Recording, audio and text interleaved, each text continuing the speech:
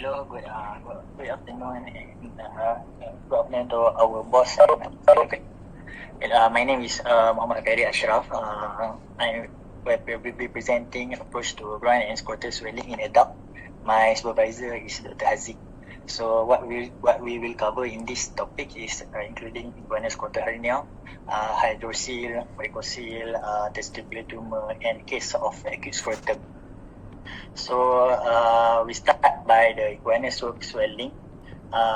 We present by 3 questions. First, every time a patient with inguinal swelling came to us, and we noted that it's inguinal swelling. So we need to ask these 3 questions. The first is, can we reduce the swelling? The second one is, it is above or below the inguinal ligament? And the third one is the swelling translucent by the transillumination test? So this algorithm, I found it easy for us to summarize the inguinal swelling as an approach to our patient. I go briefly around this algorithm. The first one is, if the swelling is reducible, and we must know it is above the inguinal ligament or below the inguinal ligament. So there's some descriptive diagnosis. If it's above the inguinal ligament, it of course there is inguinal hernia, and if it's below the inguinal ligament, it can be due to femoral hernia. And if the inguinal swelling is irreducible, and we must do the transillumination test, and if we found out that it is transilluminable, it can be due to hydrocele of course. And if non-transilluminable, and we must go further, we must check for the tenderness. If it's tender, it is maybe due to source abscess, lymphadenitis, or strangulated hernia. And if it's not tender, maybe due to saphenous varix, undescended testis, or femoral artery aneurysm. So this algorithm I find quite useful to manage a patient with inguinal swelling. So we go further to the main common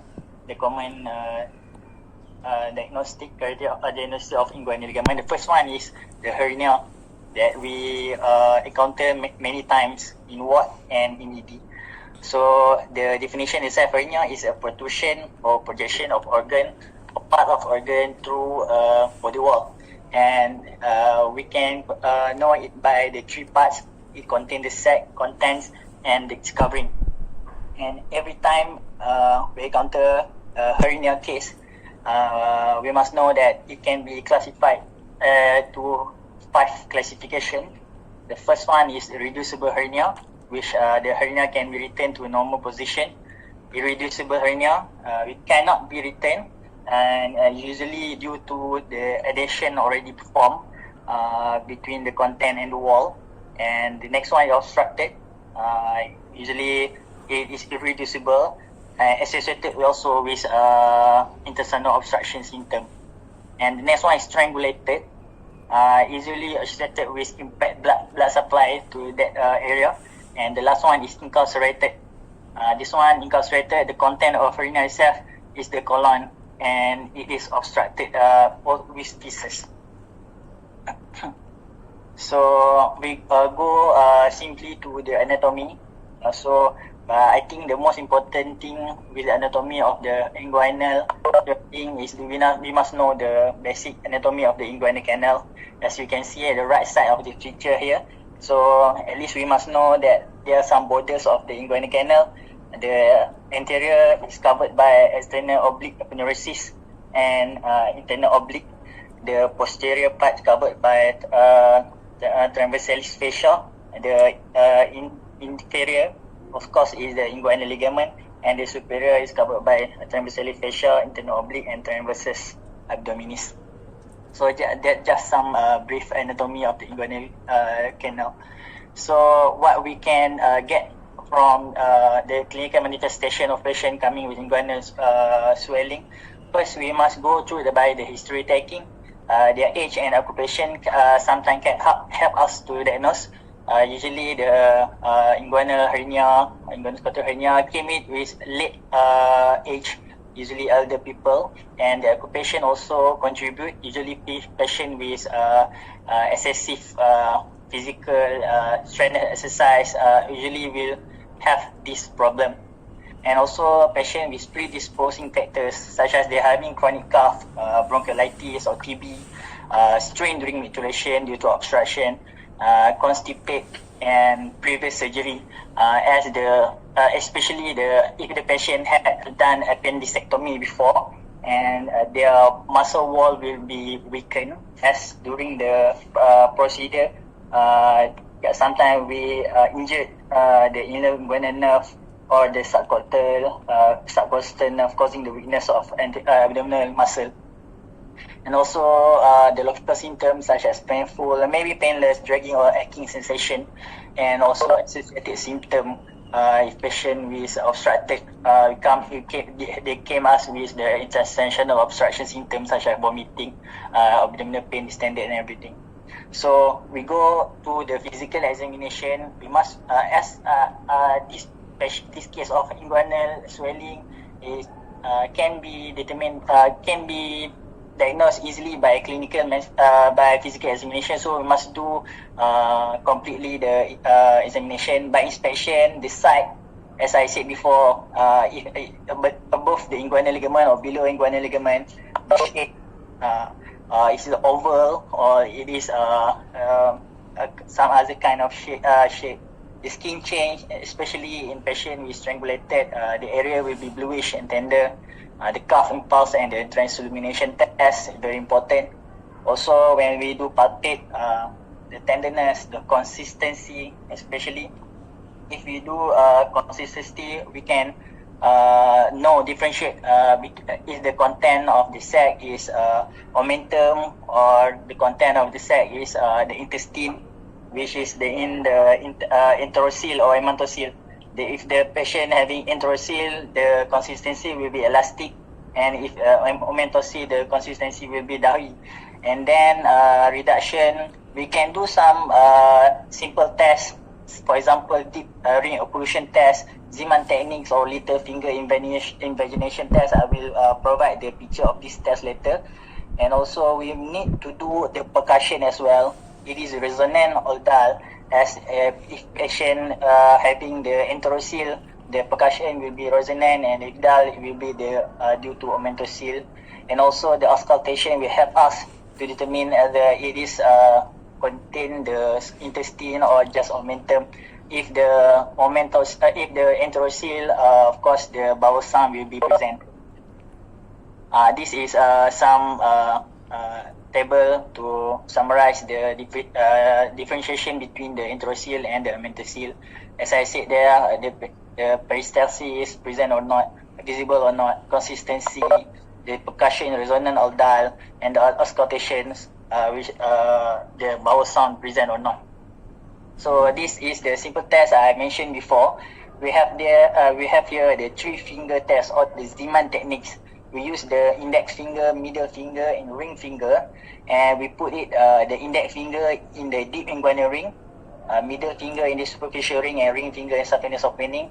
And we ask patient to cough, and whenever when the patient is cough, and we bulging according to our fingers. If it's the index fingers, maybe due to indirect hernia, middle finger due to direct hernia, ring finger in femoral hernia. The next one is ring occlusion test.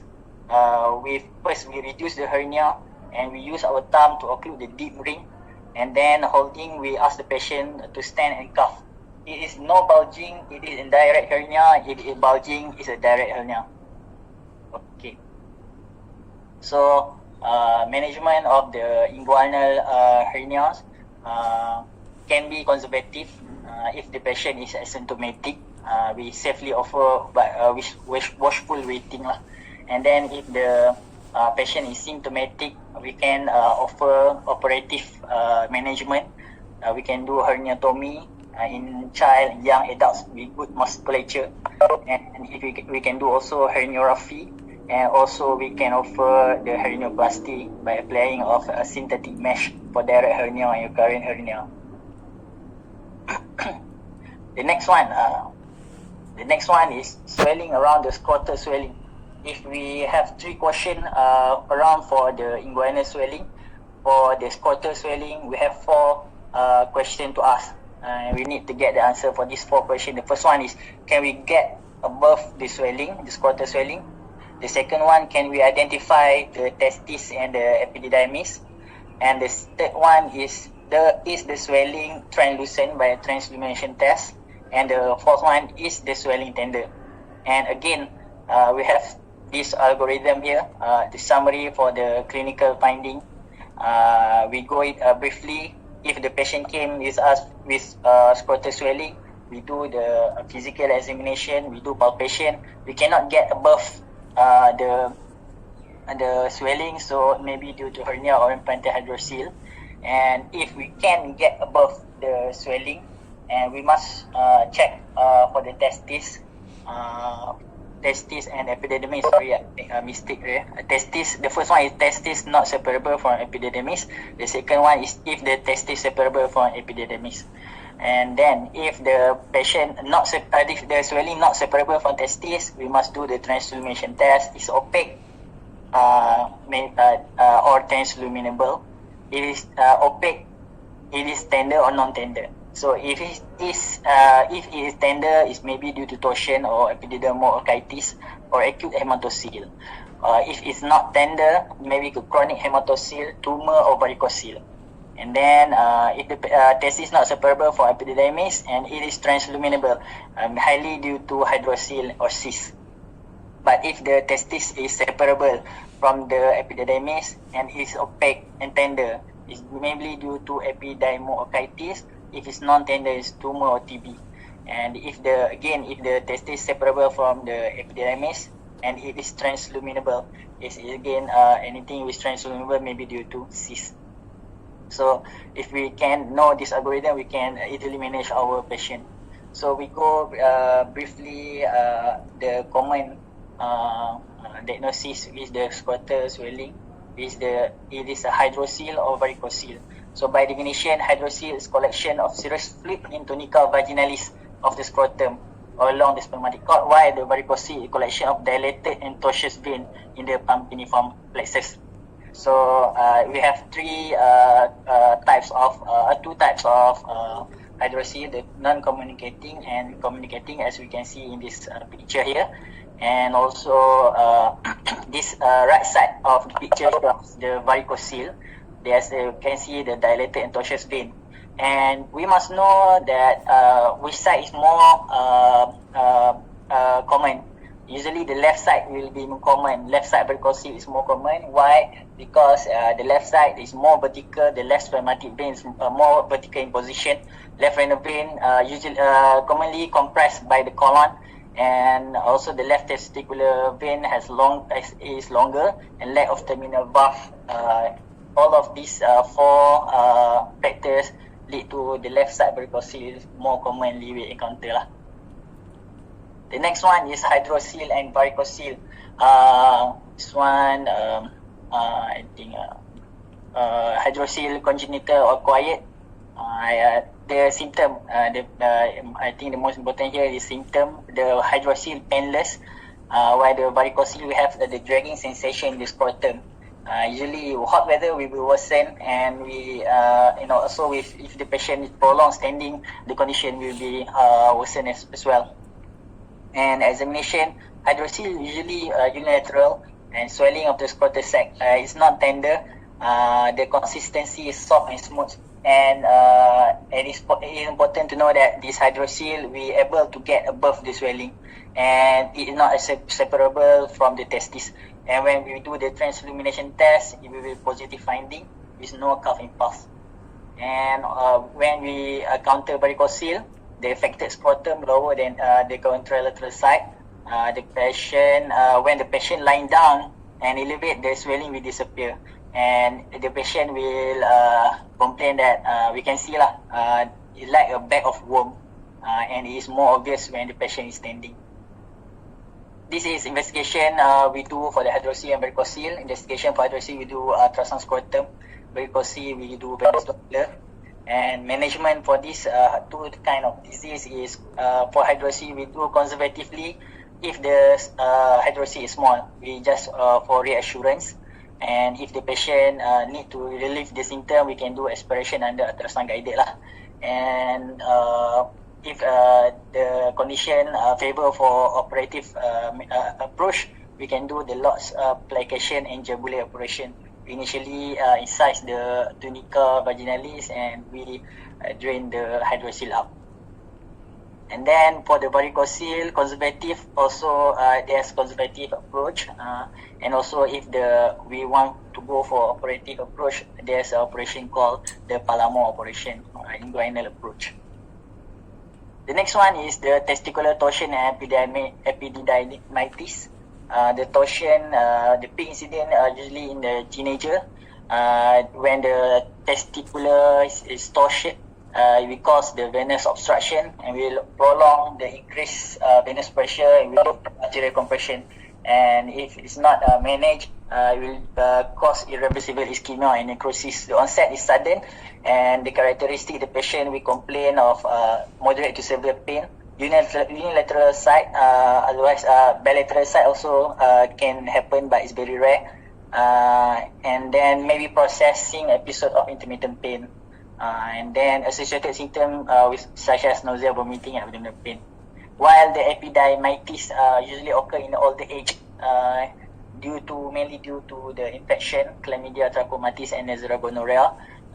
It less than 6 weeks, you can call it acute epididymitis, and more than 6 weeks is chronic type. Also, it is acute unilateral pain and swelling, and patient may be presented also with dysuria and fever. Some investigation we do if the patient in torsion, we use the ultrasound Doppler of scrotum. We can see the blood flow in symptomatic testis is decreased or absent, and the testis will appear large, and the echogenicity will be decreased. And if the patient with epididymitis, the blood, we can take FBC, we can note that there's leukocytosis, and we should do septic workup. Also, imagine we can do ultrasound Doppler of scrotum as well. But bear in mind that in testicular torsion, beside of all this investigation, we must do the testicular, we must manage the testicular torsion within 6 hours. It's golden 6 hours of testicular torsion, as more than 6 hours, if we will not manage this testicular torsion, we cannot save the testis lah. If we less than 6 hours, the percentage of success about 90%. If more than 6 hours, the percentage downgrade to 20% only. And this is the management for the testicular torsion. We can do conservative, we can do manual detorsion if the surgery is not immediately available. It said that we can rotate the testicle up and away from the midline. And if the surgery is available, we do the surgical detorsion within bilateral orchiopexy. It is a definitive resolution, but must be done within the 6 hours. And if we open the testis is no more viable, we just do the orchiectomy. And for epididymitis, we offer bed rest, scrotal elevation, and we give antibiotics. For this kind of epididymitis, we give cetirizine and doxycycline, and also the painkiller. The last topic we will discuss today is another kind of scrotal swelling. It is the testicular tumor. This most common solid malignancy affecting male, but around 1% only of all cancer is men. The testicular tumor, by the graph here, we can say that the most common one is the seminoma and the teratoma. And it is crucial to differentiate. It is a seminoma or a teratoma because their response to our treatment is different. So that we will later discuss at the management. The predisposing factors for testicular tumor. The first one is, we can see here, the cryptorchidism, the absence of testicle. Genetic disorder, family history of positive malignancy, infertility, chronic orchitis can also contribute to the testicular tumor. Repetitive trauma it can contribute to testicular tumor as well, and also the HIV infection. So what we will find in patient, what is the clinical manifestation of patient with testicular tumor? By history taking, the patient will complain of painless, heaviness lump or dull aching, maybe associated also with gynecomastia in 5% of the patient. And also if the tumor already metastasized, it can lead to metastatic manifestation such as back pain if they are already going to spine, cough if they already metastasized to lung, the chest pain, or hemoptysis again if they already metastasized to the lung. So by examination, by inspection, we may be normal or enlarged testes, but by palpation we can note that there's mass from the testes, and it is inseparable mass. It's nodular, maybe smooth, non-tender, non-transluminable, and again we can get above the mass. So from this history taking and from examination, the positive finding, we can put the testicular tumor as our provisional diagnosis. But of course we need to further investigate. We must send this patient for tumor marker. The patient with testicular tumor will have a high alpha fetoprotein and also beta HCG, and this beta HCG make the patient having the gynecomastia as well. The patient also will have increase of LDH, will increase the liver function test, will increase of ALP, and when we further investigate, we need to do the biopsy with the high orchidectomy. So this one is the imaging, CT scan for staging, chest X-ray we can do. If the we can see the cannonball lesion if the testicular tumor already metastasized to the lung region. This is the 10M staging of testicular tumor. It is important to know the staging of the testicular tumor to guide our intervention and our treatment. And this is the algorithm for the management of a testicular tumor. By the history and physical examination, and also our investigation, and also after we do the orchiectomy, we do the biopsy and staging everything, we differentiate it is the germ cell or non-germ cell. And the germ cell, we need to know is pure seminoma or non-seminoma. As I said before, this seminoma and non-seminoma have the different rate of success within the with the treatment. If the patient having maybe the seminoma, it is very radio sensitive, and with just a single dose of chemotherapy or cisplatin, it can have the success rate. And so it's important to know the type of the germ cell, the testicular tumor, seminoma or non-seminoma.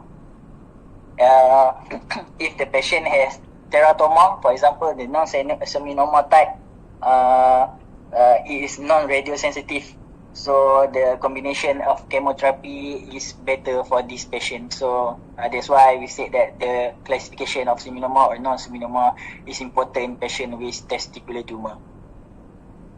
So that's all. This is my reference.